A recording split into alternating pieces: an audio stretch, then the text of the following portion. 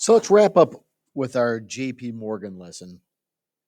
So this is lesson 3A or 3C, the last part.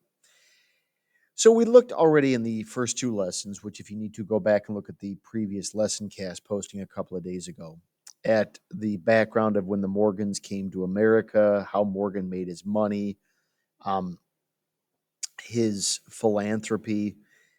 Let's look a little bit at some of the long-term legacy here, aside from his philanthropy. Privately speaking, Morgan was a fairly private man, as many wealthier people are. His was the first New York home to have electric lights, which really shouldn't be surprising because he owned the electric company. He actually had like a light party at his house where he invited all of his super rich hoity-toity friends over to the house, and they flipped the switches on and turned on the electric lights, and they're all like, "Oh my gosh, that's like the coolest thing ever." And Morgan's like, "Yes, and you can have that too for a small investment in General Electric and having our lights done put in." So he got lots of rich people to get electric lights in their house, which of course benefited him and his company. Family man, he was married twice. His first wife died. He got remarried. He had a total of four kids. Um, his kids were all involved with his business to some degree or another as they got older. This is the one that really gets me. The man smoked over 20 cigars a day. That's that's a lot of cigars, man. And if you want to put this in perspective, he wasn't buying like the cheap, nasty little cigars you get like at gas stations and stuff. The guy was spending like $5 or $10 on each cigar. He was dropping in today money the equivalent of like $1,000 to $2,000 a day on cigars. You might as well just roll $100 bills up and smoke them at that point. He also, like many rich people, he enjoyed yachting. He belonged to several exclusive private yacht clubs and went yachting. He actually died while he was on a yachting tour of Italy. Now, another long term effect of Morgan is he really changed what the definition of being a conservative was for the 20th century.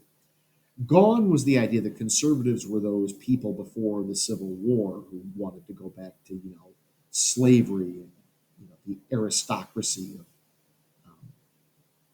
the plantation life. That's not what conservatism was anymore. Conservatives were religious.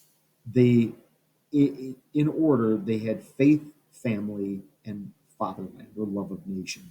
It's the principle of subsidiarity. God gives to people families. Families are the foundations of all of national existence and basically society in general. So religious belief became tied into conservatism. The conservatives were about wealth, but not the wealth of the gentried aristocracy that owned plantations and had passed their money down. This was the wealth of the free market. This was the wealth of private entrepreneurship. This was the wealth of capitalism. This did not have. This was not without detractors, by the way.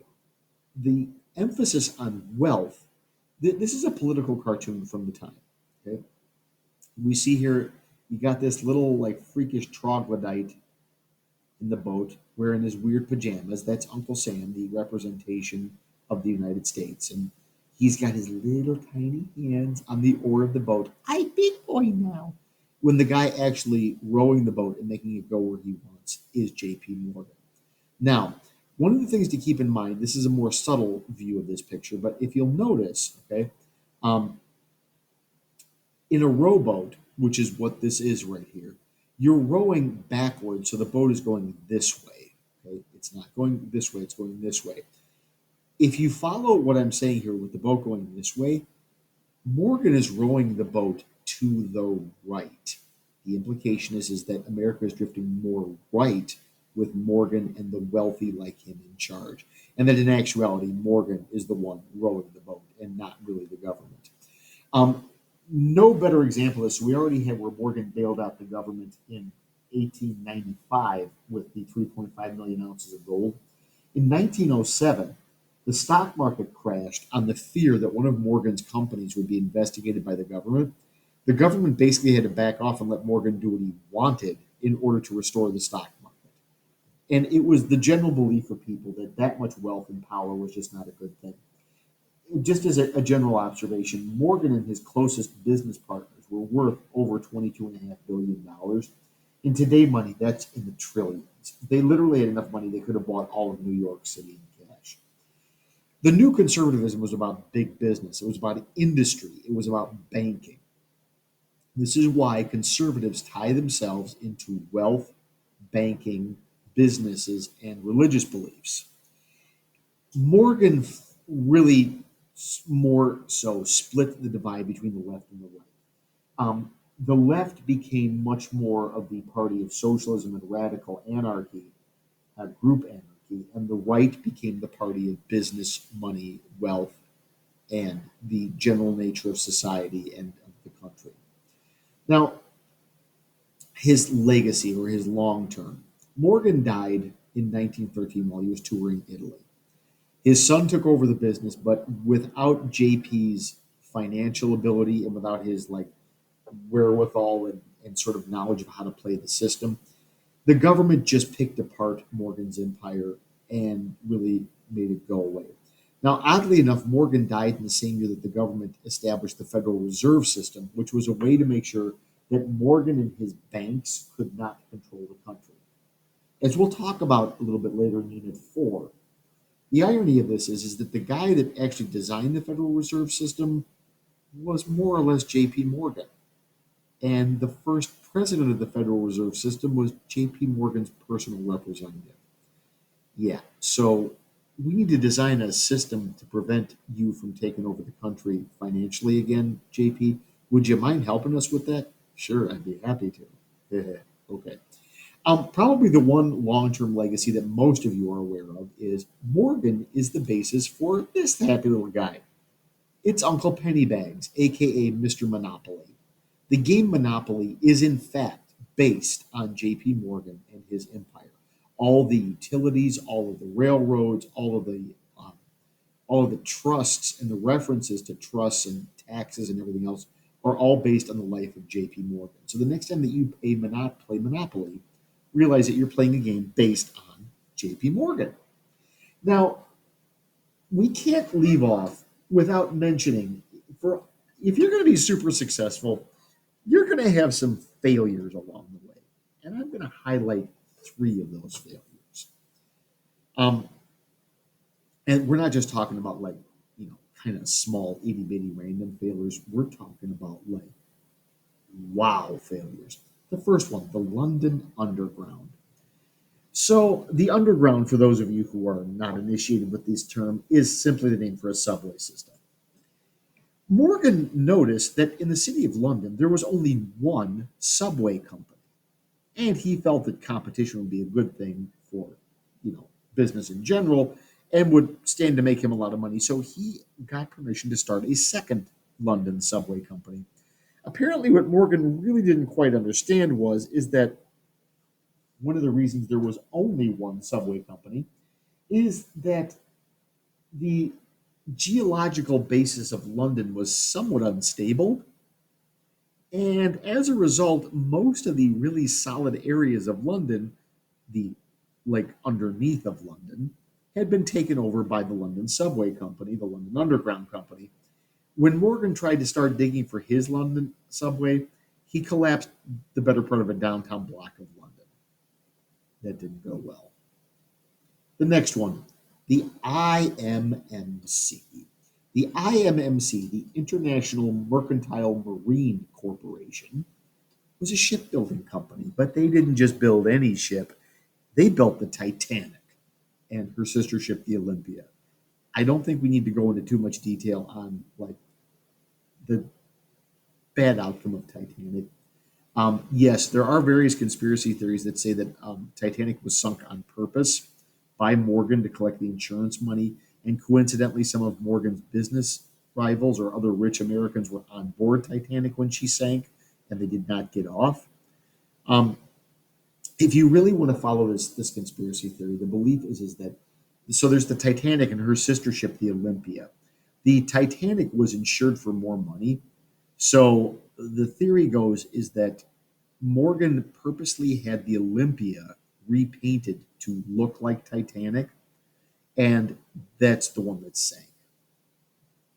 Now, there's a couple of problems with this. Number one, that would be assuming that he purposely sent it out and they purposely sent it on a mission to directly land into an iceberg. That's a really far stretch in my world. And I love me a good conspiracy theory, but that one's a far stretch. Second problem is that upon hearing of what happened, Morgan actually looked up and found the families of the survivors or the people who had died, and he personally paid them money because he felt so bad for what happened to them being on board his ship or his company's ship. Um, so if he was looking to collect insurance money, he actually spent a lot of money personally paying out um, basically reparations for death benefits. One other small note is the Olympia, the sister ship of Titanic. Um, what happened to Titanic was so bad that everybody thought that Olympia was cursed, and as a result, no one would go on it. Olympia ended up turning into a hospital ship in World War One and was eventually scrapped. So if that was an insurance fraud, karma is a bad thing for him. The last one, the Warden Cliff problem. So I'm going to post a little video about the unified field theory, which will help explain what this is all about. So, in the 1890s, Morgan became involved in a business partnership indirectly with Nikola Tesla, probably the smartest man who ever lived. And Tesla at the time proposed to Morgan the idea, and we'll talk about this next unit. Tesla had just come off a rousingly huge success with AC power at the 1893 World's Fair. Um, he convinced Morgan to invest in his idea of wireless telegraphy. So essentially, that would be sending a, a signal across the Atlantic Ocean with no wires that would communicate telegraph messages, not unlike, say, how a radio works or a phone works. And the principle behind this is that sound waves would travel, and it was based on Tesla's understanding of something that was super way ahead of its time, known as the unified field theory. So to sort of be like a super simplified version of this, everything in the universe vibrates at a specific frequency. Tesla came up with the concept that all we had to do was pick up on radio waves and you would send the wireless signal across the Atlantic. And therefore, you would save a whole bunch of time, energy, and problems with having to keep laying underwater cables for those telegraphs, which they were doing regularly, several times a year because the cables kept breaking. And that got expensive after a while, not to mention dangerous to lay the cables out. So Morgan gave him a bunch of money, and at his laboratory in New York, Tesla started working. Now, after several months, Morgan had really heard nothing, and he got like a contact from Tesla one day that I desperately need more money.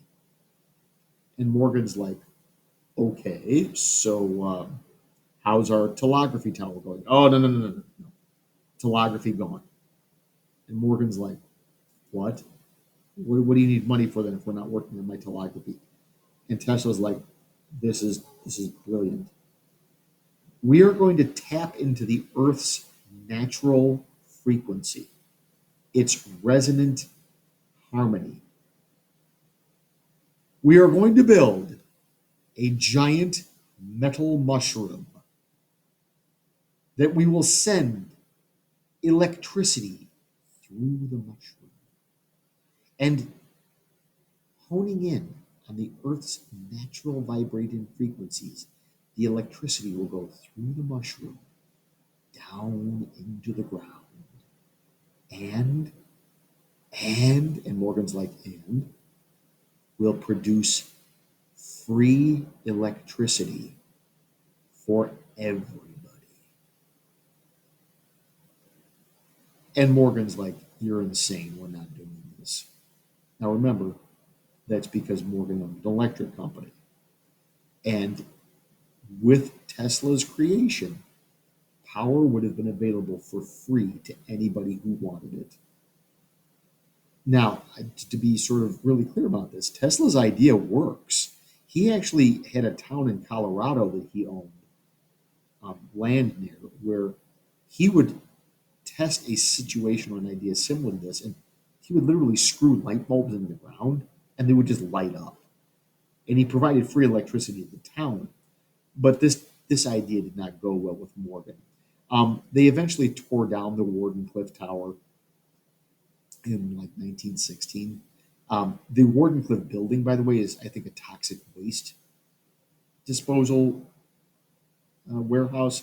I'm going to put a video, an extra credit option of watching a documentary on a group of guys who went to Wardenclyffe and actually discovered the groundwork for where Tesla's uh, energy was supposed to be dispersed from. It's really fascinating how it worked and the fact that he actually could do it. But Tesla had a falling out with Morgan after that, and he ended up dying, you know, poverty stricken, raising pigeons in a hotel, pigeon milk. Um, so yeah, that was the failure of Wardenclyffe and the great free energy idea. Um, I'll post a video on the unified field theory too, so you can understand exactly how his sort of like concept would have worked. But this is the end of the J.P. Morgan. Whoops, spoiler alert on that one. Go back over here, and that's it for today. And this is the end of the unit. We have the unit or the open note check coming up on the entrepreneurs, and that little happy bell says it's time to go for class. Peace and love.